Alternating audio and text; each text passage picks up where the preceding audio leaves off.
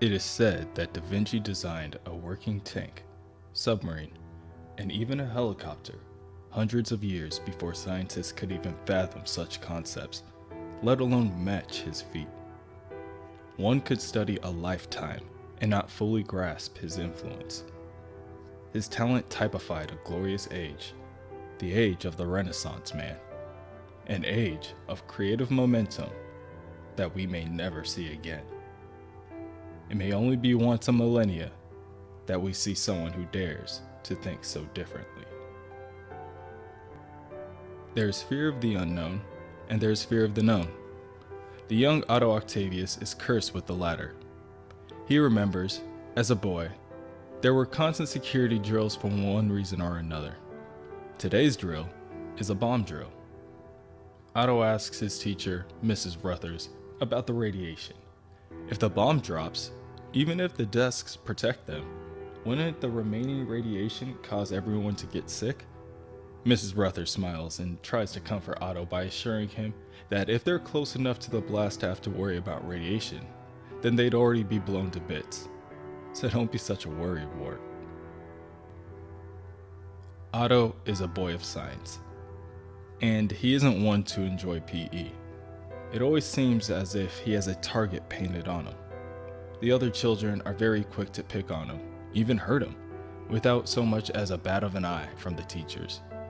PE only gives the other children an outlet and an opportunity to channel their displaced aggression.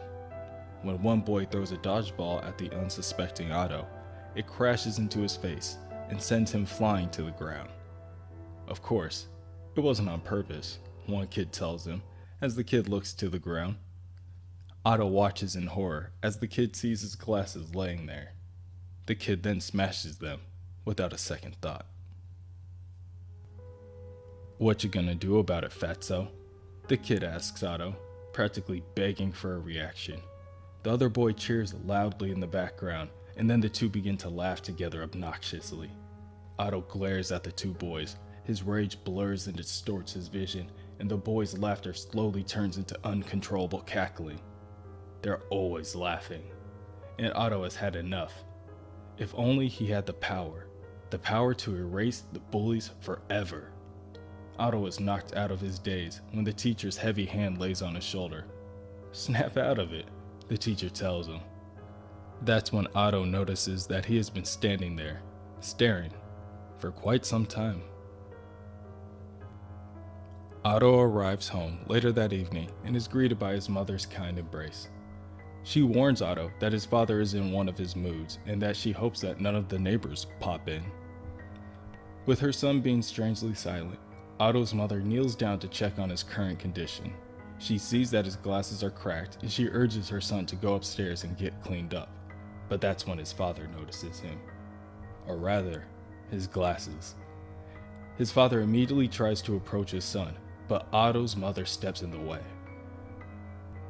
Otto's mother tries to explain that the other children just don't understand him, but Otto's father knows that they understand fully. They understand that Otto won't fight back no matter what they do, and for that, Otto needs discipline. Otto rushes to his room to try to escape the wrath of his father, but he is close on his heels. The door behind Otto isn't even fully closed before it swings back open, revealing the giant in his doorway. Torbert is strong, and he won't be raising any coward. Torbert looks down at his son and sees Otto sobbing on the bed. Pathetic. Too scared to even look at his old man. Otto looks up to meet his father's gaze, and his glare pierces Torbert to the core. Otto imagines erasing him from existence. Torbert stumbles backwards on his feet and calls out to his wife Mary for help, but it's too late. He crashes into Otto's desk, causing the beakers and vials to crack, resulting in glass cutting open his hand. Mary very quickly attends to her aching husband, and as they leave the room, she gives one last fearful glance to her son. It is only when Otto is alone in the dark that he thanks the glass instrument of science for doing what he could never do: fight back. Time goes on, but things rarely change. An impromptu celebration prompted by Otto's teacher informing the class that Otto has received a full-ride scholarship to MIT. Obviously, Otto's classmates thought it would be fitting to congratulate him the only way they know how. As Otto approaches his father, he tells Torbert not to fear. Otto chose to protect his precious glasses instead of his face.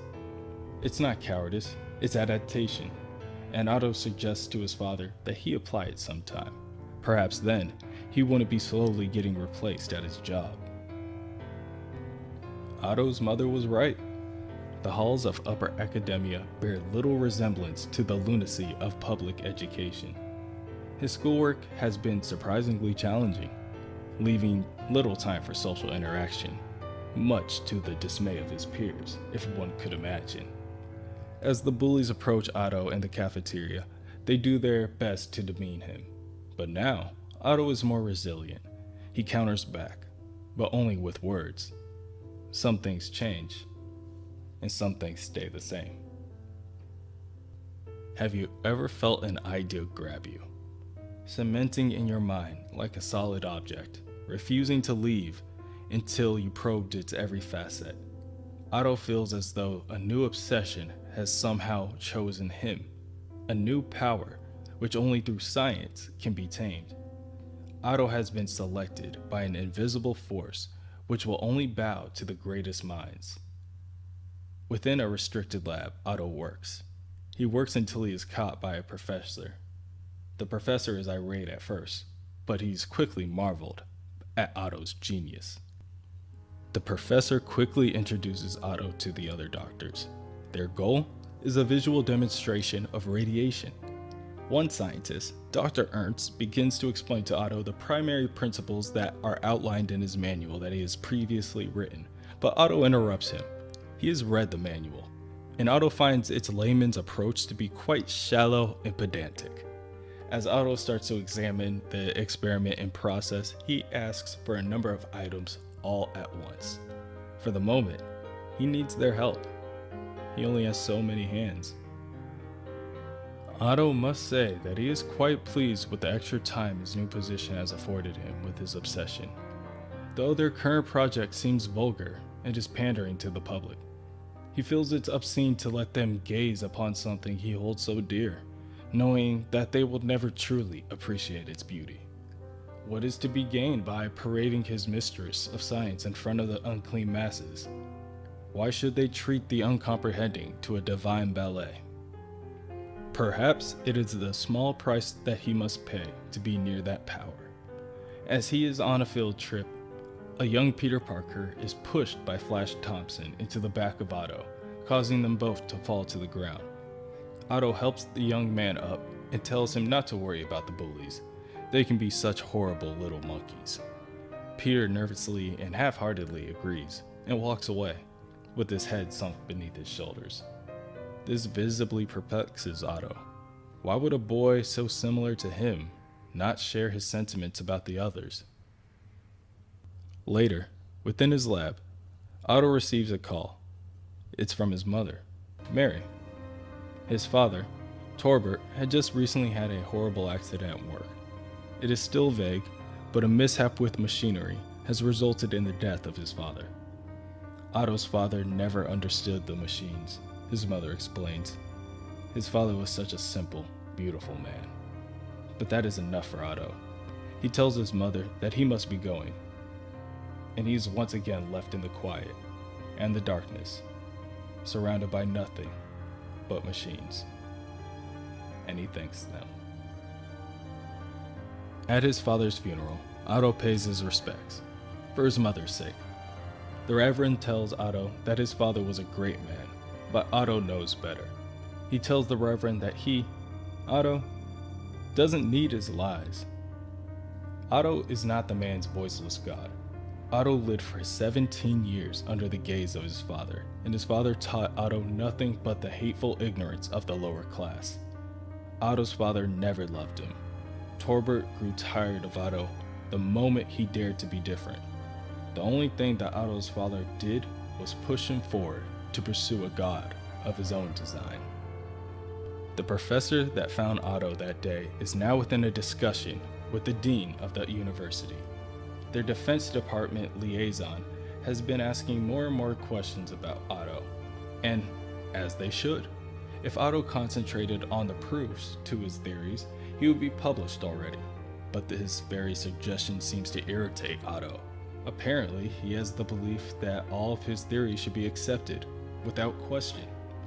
If Otto accepts, they will present to him a generous stipend to do classified research for the government.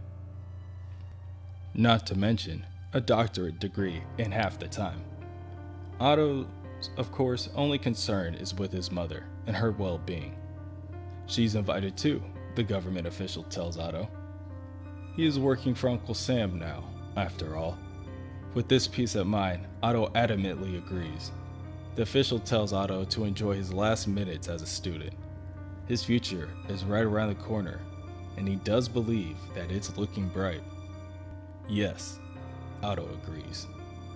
The future looks bright indeed.